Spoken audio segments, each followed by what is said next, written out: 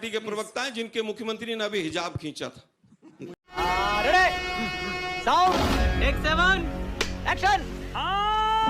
बात से शुरू करता हूँ। ये कहते हैं राहुल जी को कोई सीरियसली नहीं लेता, पूरा भाषण दे दिया राहुल जी का नाम लेके। नेता प्रतिपक्ष आपने बनाया ना? वापस आता हूँ, नेता प्रतिपक्ष बनाया। वो राहुल गांधी नेता प्रतिपक्ष हैं, तभी आपने दिया होगा, और उन्हीं राहुल गांधी की बात कर रहे हैं। मोदी जी कहते हैं कांग्रेस कुछ नहीं है, एक एक भाषण में 100 बार कांग्रेस का नाम लेते हैं। कितना डरते हैं कांग्रेस और राहुल गांधी की सच्चाई से, ये आज इसी स्टूडियो में पता चल गया। वापस आते हैं, राहुल जी ने क्या कहा, चलिए मैं और पीछे चलता हूं। अरुण जेटली जी की स्टेटमेंट याद आती है कि अब कोई देश नहीं, कोई विदेश नहीं, या आज तक चैनल 150 से ज्यादा देशों पर देखा जाता है। संसद की जो भी हमारी कार्रवाई होती है उसका सीधा प्रसारण लगभग 250 देशों में देखा जाता है।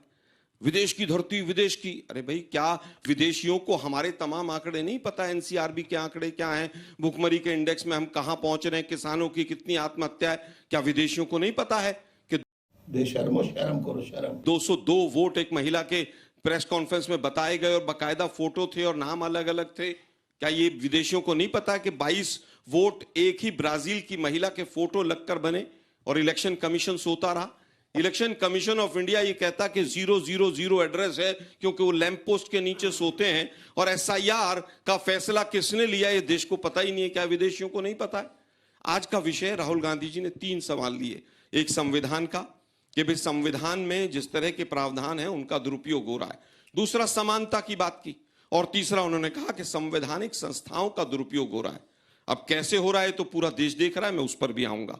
बहुत लंबा भाषण था मोदी जी की, मैं उम्मीद कर रहा था कि आज तक कोई एक आध स्टेटमेंट दिखाएगा, लेकिन शायद नहीं दिखाई कोई भी स्टेटमेंट। मोदी जी ने क्या क्या विदेशों में जाकर कहा है, यही हम कह रहे हैं कि कहीं ना कहीं भेदभाव है पक्ष और विपक्ष के साथ। तुम्हें शर्म है? कुछ शर्म आया है? राहुल जी की सारी स्टेटमेंट दिखाएंगे, मतलब जो भी होगा वो दिखा देंगे। मोदी जी ने क्या क्या बोला है। 2015 में कहा कि देश विदेश में जाकर सांप सपेलों का देश है, इससे तो सम्मान हो रहा था। 2014 से पहले आप सब लोगों का जन्म होगा। मोदी जी ने क्या कहा कि जो 2014 से पहले भारत में जन्म लेता था उसको ये लगता था कि मैंने ओहो कौन से पाप किए थे मैंने। मैं उम्मीद करता था कि स्टेटमेंट दिखाई जाएगी, तब बीजेपी का कोई नहीं जागा। ब्रिक्स में जाकर कहा कि ब्रिक्स में आई जो है इंडिया, वो तो था ही नहीं पहले। कनाडा में कहते हैं स्कैम्स का देश था मेरा, देश के प्रधानमंत्री कह रहे हैं, तब तो बड़ा नाम हो रहा था देश का। यही नहीं, अभी और सुनिए। यूरोप में क्या कहा कि 50 साल के कूड़े करकट को मैं पहले हटा रहा हूं। कोपेनहेगन में कहा most backward nation in IT in the world. Oman में कहा स्टाइल ऑफ मिस गवर्नेंस, और स्कैम्स की लिस्ट बहुत लंबी थी मेरे देश में। ये देश के प्रधानमंत्री विदेश की भूमि पर बोलते हैं, लेकिन कहीं पर कोई बीजेपी की चिड़िया जो है वो पर नहीं मारती। 50 बार से ज्यादा मोदी जी ने देश के बारे में स्टेटमेंट दिया, देश के प्रधानमंत्री रहते हुए। आज भी राहुल गांधी ने कहा कि हम बीजेपी को जानते हैं, हम बीजेपी के खिलाफ नहीं हैं, हम मोदी जी के खिलाफ नहीं हैं, उनकी पॉलिसीज और मिस गवर्नेंस के खिलाफ हैं। इसमें क्या गलत था? अंतिम बात कहना चाहूंगा। जिस देश के अंदर चीफ जस्टिस ऑफ इंडिया को एक विचारधारा जूता मारती हो, क्या संविधान बचेगा? कितना बचेगा? ईडी के डायरेक्टर को सुप्रीम कोर्ट कहता हो कि 5 साल से गैर तरीके से इलीगल वे में बैठा हो।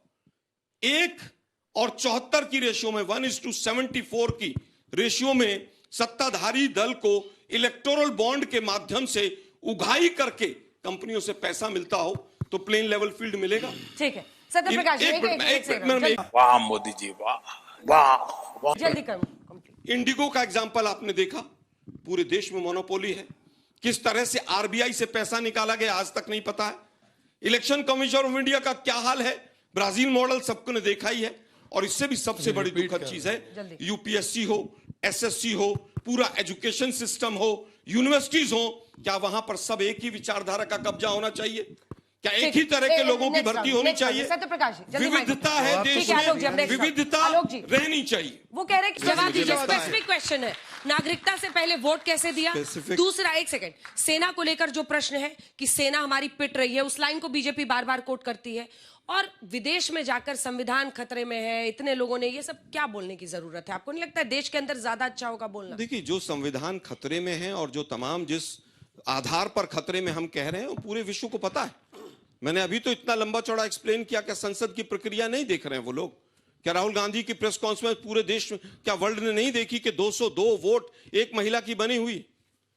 अब पूछ रहे कौन कितने जिले हैं? अरे भाई किसी को कितने जिले हैं, राज आ रहे हैं एक मिनट भाई। सुने भाई, किसी को भी जिले नहीं यही पता है कितने। इनका, अरे राज सुन तो लो है, भाई। यही है इनका, एक मिनट देख अंजना, लीजिए। ये गलत बात है ना, देखिए। बीच में नहीं बोलिए, आप दोनों मत बोलिए।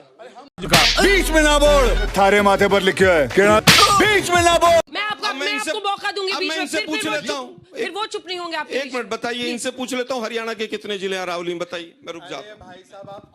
नहीं यूपी का ही बता, बताइए ना भाई, दिल्ली का ही राहुल बता। के हरियाणा में बहुत कितने अच्छी जिले, बात बताइए है, जरा। बहुत अच्छी बात है, बहुत अच्छी बात बताइए है। ना हरियाणा कितने आलोक जी जिले? एक सेकंड, बहुत अच्छी बात है। देखिए, अब सबसे ये ज्यादा गलत अरावली बात का है। फैलाव वैसे शहजाद जी, गलत बात है। शहजाद जी, अपने This is राउंड, अपने 59 टर्म पे, अपने districts टर्म में पे बोलिएगा, गलत let him बात है। complete। अपने अब time। टॉपिक पे आइए, टॉपिक पे आइए।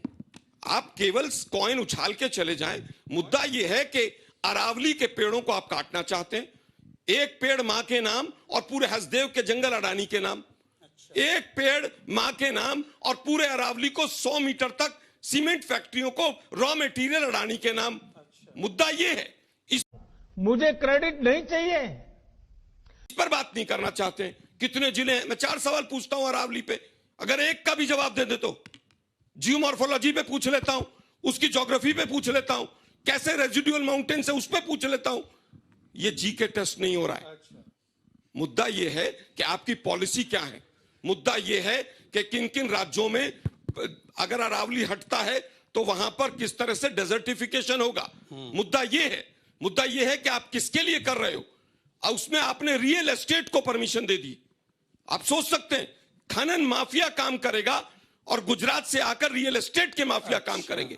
मुद्दा यह है कितने जिले हैं। मैं 4 सवाल पूछूंगा, अभी सब पता चल चलिए, जाएगा। ठीक है। वापस आता हूं, 1 मिनट मैम, एक मिनट सेना वाला रह गया।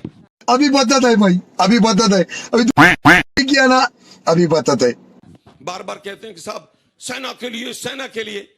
अरे ट्रंप के सामने सरेंडर करवा दिया, एक शब्द ट्रंप का मुंह पे नहीं बोल पाए। उनके पाकिस्तान के ड्रोन चंडीगढ़ तक आ गए। हमने तो पाकिस्तान के 2 टुकड़े किए थे। 20 शहादत हुई हमारी।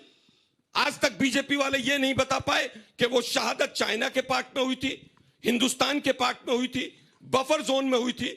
पुलवामा का आरडीएक्स कहां से आया, वो गाड़ी किसकी थी, एक सवाल का जवाब नहीं। ठीक है, नहीं, दूसरों को 2-3 केवल सवाल। घेरने से काम नहीं चलता। राहुल गांधी जी हमेशा विदेश में जाके भारत के पॉलिटिकल और बाकी इंस्टीट्यूशंस के ऊपर सवाल उठाते हैं, जैसे सीबीआई हो गया, ईडी हो गया, इवन इलेक्शन कमीशन। तो मैं एक हमेशा केस साइड करता हूँ Rajnarayan versus union of India, जिसमें राजनारायण जी को अपना पॉलिटिकल जो इलेक्शन का नतीजा था वो पसंद नहीं आया, तो उन्होंने केस किया, प्रॉपर इलेक्शन पिटीशन फाइल किया, सबूत दिए और उनके पक्ष में फैसला भी आया, इंदिरा गांधी जी के अगेंस्ट में फैसला आया। तो इनके पास अगर सबूत है तो ये क्यों नहीं कोर्ट में जाते? मैं उत्तर देता हूं। वाह बेटा, लगता है तुम गू खा के ही मानोगे। मेरा सवाल बीजेपी के प्रवक्ता से है कि यदि राहुल गांधी का विदेश में जाके सरकार के खिलाफ या उनकी नीतियों की आलोचना करना अगर देश का अपमान है, तो फिर उन बीजेपी के प्रवक्ताओं का जाकर विदेश में गांधी परिवार के बारे में, नेहरू जी के खिलाफ में या कांग्रेस पार्टी के बोले में देश का अपमान नहीं है?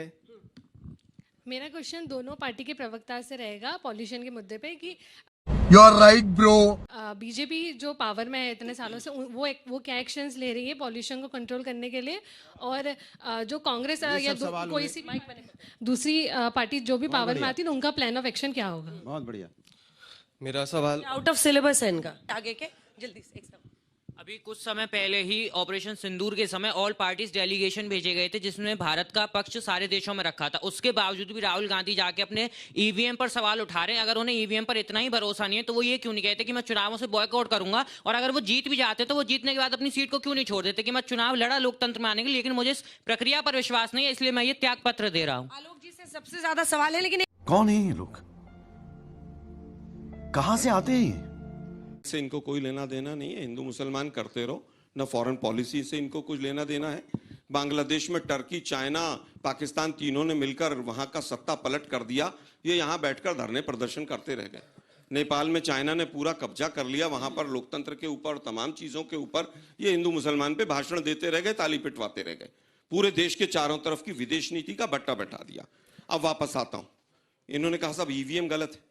5 ईवीएम सुप्रीम कोर्ट गई थी अभी कुछ दिन पहले, हरियाणा की एक पंचायत की, 4 साल लगे उसको जाते जाते, और वही नतीजा बदल गया। 4 ईवीएम टेम्पर्ड थी। पता है आप लोगों को इस बात का? तो तो अगर 5 ईवीएम जाती हैं और सुप्रीम कोर्ट तक जाती हैं और टेम्परिंग पाई जाती है, तो उसके बाद क्या होता होगा इस देश में, वो आप सोच लीजिए। मोदी जी बार बार जो इतने मैंने स्टेटमेंट दिए, उससे कितना अपमान हुआ, हमने कभी विषय नहीं बनाया। You are right bro. ठीक है भाई, आपकी सोच है, आप एंटायर पॉलिटिकल साइंस के एक झूठे प्रधानमंत्री हैं, आप कुछ भी कह सकते हैं। राहुल गांधी को यह भी ऐड करना चाहिए था कि देश में एक ऐसा प्रधानमंत्री है जो अपनी डिग्रियां भी नहीं दिखा सकता है, पीएम केयर फंड का भी हिसाब नहीं दे सकता है, नोटबंदी में क्या आया वो भी नहीं पता होगा, जो इतने बड़े बड़े भाषण देकर झूठ के बाद आधार पर सरकार बनाई। हाँ। जॉर्ज सोरोस, ये सोरोस, अरे भाई जॉर्ज सोरोस के फंड से तो विदेश मंत्री के बच्चे भी पढ़े। अब हम कहें कि विदेश मंत्री क्या देशद्रोही हैं? हम नहीं कहेंगे। देश के ऊपर 5 गुना कर्जा हो गया और कोई संस्थान खड़े नहीं हुए। जब 50 लाख से भी, करोड़ से भी कम का हमने कर्जा लिया, तो देश के अंदर तमाम इंस्टीट्यूशन डेवलप हुए। 5 गुना कर्जा हुआ, सारे हाईवेज बैंकों के पास गिरवी हैं। एक मिनट, जल्दी जल्दी सर, बाकी लोग भी इंतजार कर रहे थे। ऑल पार्टी मीटिंग की बात आई थी, इमोशनल डैम इट। हाँ, जल्दी। ऑल पार्टी मीटिंग जब ऑपरेशन सिंदूर पर हुई, तो उसमें कौन गायब था, आपको याद है? बताइए कौन गायब था? देश के प्रधानमंत्री गायब। चलिए जवाब दीजिए।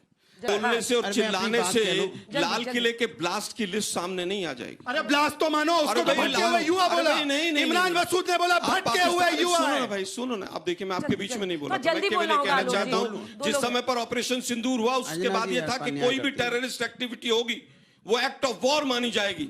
लेकिन लाल किले के ऊपर चुपचाप मुंह पर टेप लगा के पूरी सरकार। देखिए, सबसे पहली बात है, जिन्होंने बोला कि सांसद गए थे विश्व को बताने की, मैं बता रहा हूं ना, तो उसी पे बात कर रहा हूं। ये कह रहे थे कि सेना पे सवाल उठाते हैं। कर्नल सूफिया कुरैशी देश के लिए जाबाज सैनिक अधिकारी, किसने बोला था? व्योमिका सिंह के बारे में बोल दो। किसने बोला था? व्योमिका सिंह और रामगोपाल यादव का बयान भी बता दो। लगे, दर्द होने लगा। अरे दर्द आपको नहीं होता क्या?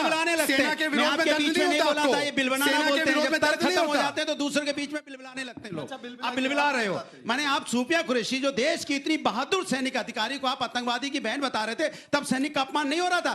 तुम चुल्लू भर पानी में जाके डूब के मर जाओ। और हमारी 26 बहनों जिनका सिंदूर उजड़ा था, आपका एक सांसद जाखड़ा कह रहा था उनमें वीरांगना का भाव नहीं था, तब अपमान नहीं हो रहा था। और कहते हैं ना, अरावली की बात करते हैं ना, अब वहां पे पहाड़ नहीं, फायदे खड़े हैं। अच्छा, फायदे खड़े हैं, पहाड़ नहीं खड़े हैं। उस पे बोलने में जीभ कप रही है, हलक तक आवाज नहीं आ रही है। सिर्फ 2 लाइन का जवाब बोल नहीं पा रहे हैं।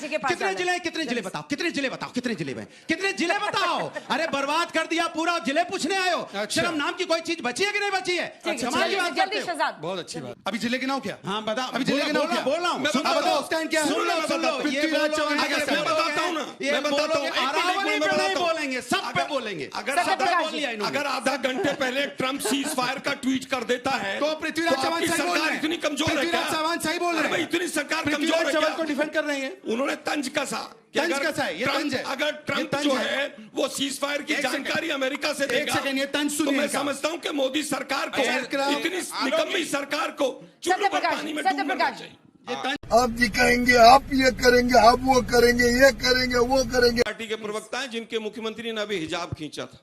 और ये साथ वाले जो हैं, ये साथ वाले जो प्रवक्ता हैं, जिसके सुन तो लो ना यार, मैं आपके किसी के बीच में नहीं बोलता हूं। डॉक्टर होने का मौका दिया है, नस पकड़ में आती है ना, बिहार की बच्चियों को प्रॉब्लम है। मैं उस पार्टी का नेता हूं, ये कौन सा जिसने तरीका है भाई? 5 बार लगातार आपको धूल चटाया है बिहार में। भाई सुन तो लीजिए, दर्द तो आपको तेज होगा। सुन तो लो, सुनाइए। दूसरे वाले आप ज्योग्राफी पढ़ा रहे थे, संस्कृत पढ़ाइएगा। अरे सुन तो लो, दूसरे वाले और खड़े यहाँ पर, ये वो प्रवक्ता है शहजाद भाई। आज ही उत्तराखंड में वो जो वीआईपी था ना, अंकिता भंडारी केस में, उसका नाम आ गया है। अब मुझे और बीजेपी के लोगों ने नाम लिया है। अब मुझे जवाब देना, उसके ऊपर चू नहीं करेंगे। आपकी सुना है कि बीजेपी का जो प्रभारी है, उसी का नाम आ रहा है। बीच में बोलते रहेंगे। दुर्भाग्य ये है कि तमाम मुद्दों पर बोलेंगे, अरावली पर नहीं बोलेंगे, अंकिता भंडारी पर नहीं बोलेंगे, AQI पर नहीं बोलेंगे, अंकिता भंडारी, AQI, अरावली पर क्यों नहीं बोल रहे? बस हवा निकल गई, खत्म। Bye bye, tata, goodbye, गया।